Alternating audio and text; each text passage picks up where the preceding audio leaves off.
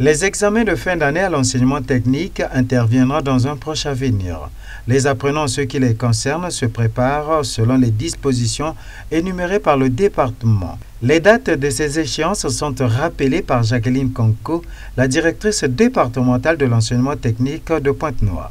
Dans mon département, il y a d'abord le premier examen, c'est l'EPES.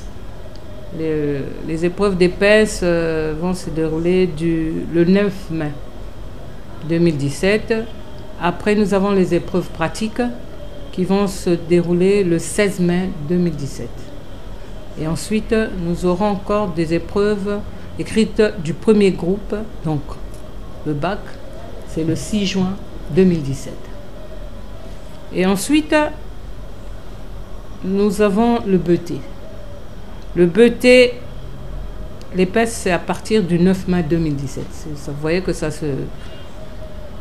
Nous avons aussi les études pratiques le 9 mai 2017. Donc nous rentrons aussi. Nous avons les épreuves écrites du premier groupe le 20 juin.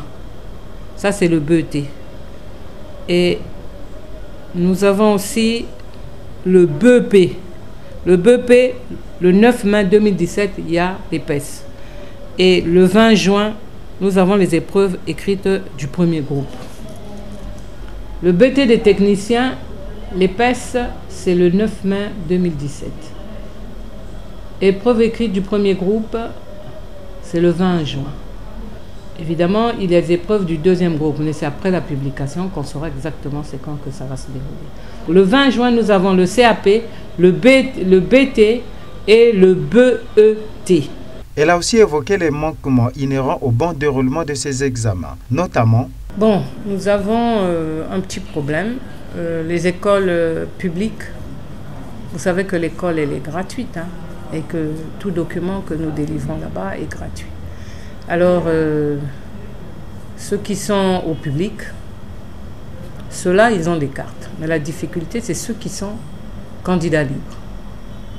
Ceux qui sont candidats libres devraient aller au centre d'identification pour chercher une pièce d'identité.